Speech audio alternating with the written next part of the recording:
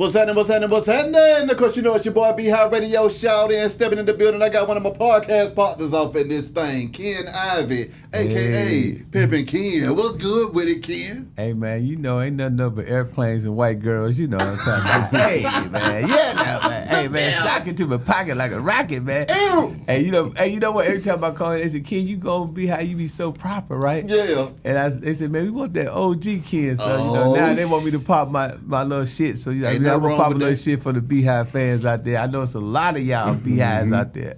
Now, Ken, I mean, you done brought the fam in the building, though, man. I mean, who you got with you, sir? Well, man, you know, it's the 50-year anniversary of hip hop. So, correct.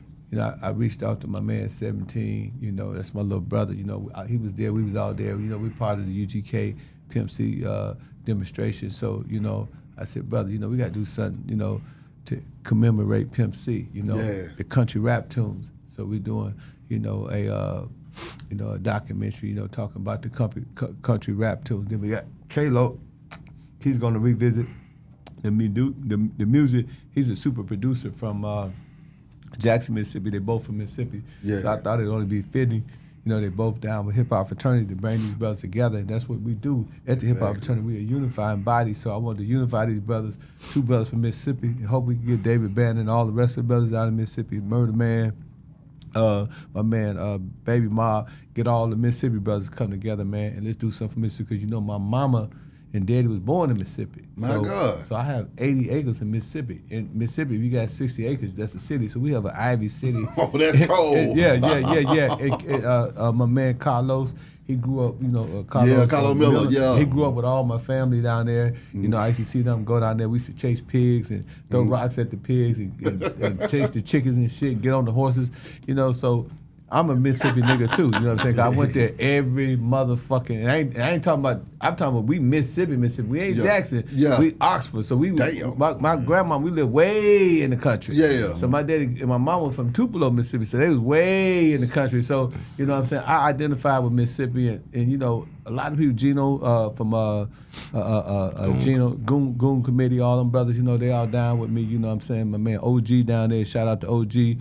You know, holding it down, you know, for folks now, you know what I'm saying? That's, you know, Ike Taylor, my cousin. That's right. You know what I'm saying? So, you know, I'm not a GD, but all my family is. So, you know what I'm saying? And then I got a lot of family that's vice lords too, you know, but, you know, all them people is tied to me some kind of way on the positive side. You that's know what right. I'm saying? So, Mississippi, you know, a lot of people don't know, Mississippi, it's a lot of people now in Mississippi. There's a lot of real players that coming out of Chicago. Mississippi. Yeah, so... I love Mississippi, man. You know, a lot of players. So you know, 17. He's a cold dude. You know what I'm saying? When I met 17, he had a lot of money. You know what I'm saying? And you know, he was doing his thing. Everybody had a lot of money. There ain't nothing wrong with that. No, I don't know the statute of limitations on stuff. Ken knows that 7 stuff, years. so I'm good. You been broke for 7 years? Yeah, I've been broke. Well, you good. I mean, 17. I need you to just go ahead and get straight into it, though, sir. Because see, I understand you got down with Pimp C. And he came and found you, man. No. I was going to get a feature. Yeah. Yeah, I found him. My God. He don't really find you. Yeah. But I mean, he will if he want to. But I was in Mississippi on the coast. Yeah. And I reached out for a feature, bro. Yeah. It wasn't like it done been all kind of stuff said with that, bro. I reached out for a feature, and when I called him, which we'll get into that later. But yeah. Pimp answered his phone. So if you had a line on him, well, I can't speak for everybody, but the line I had on him, as soon as I called, he answered it. Yeah. And then when I got to him, you know, it was 12-5. He told me 12-5. We didn't know each other. Yeah. You know what I'm saying? He thinking it's just somebody calling. I'm going to throw a number out there. At the time I had it, I had already been up here working with Pastor Troy, Bo Hagan. Shout out to them, salute. Yes, sir. Whole Georgia Dirt Crew, Black Cartel, everybody. We was at Patchwork, Hot Beats, all that working. Yeah. And I was back and forth to Houston and just moving around with, you know. And so when he said 12-5 and I said, okay, he was like, well, who you signed to? I ain't signed nobody. You know what I'm saying? He said, so you gonna take 12-5 of your own money and, you know, whatever. I gotta see this. Yeah, I'm finna get a Pimp C verse. You know, so I came out here. I had to, this how fast it happened. I came out here, I had to do a song with, another song with Pastor Troy. Mm-hmm. And shout out to Troy though. Troy was the first one to put me on a nationwide album, on his album, Attitude Adjuster 2. My God. Yeah, it's called. I didn't know that. That's big. It's called I'm Coming. Yeah. And that's the song. Me and him did it. It's called 250 Cals. My version, his version. He let one of his dudes remake the beat, and it's called I'm Coming. It's on Attitude Adjuster 2. Yes, that sir. was my first. So Pimp came out here, did the song with Pastor Troy, got my manager to give me a flight. As soon as I finished that patch, we had Patchwork or Hot Beats, one of them, and go straight to Houston, airport to Houston. And Pimp said, if you do that, I'm gonna pick you up in the Bentley.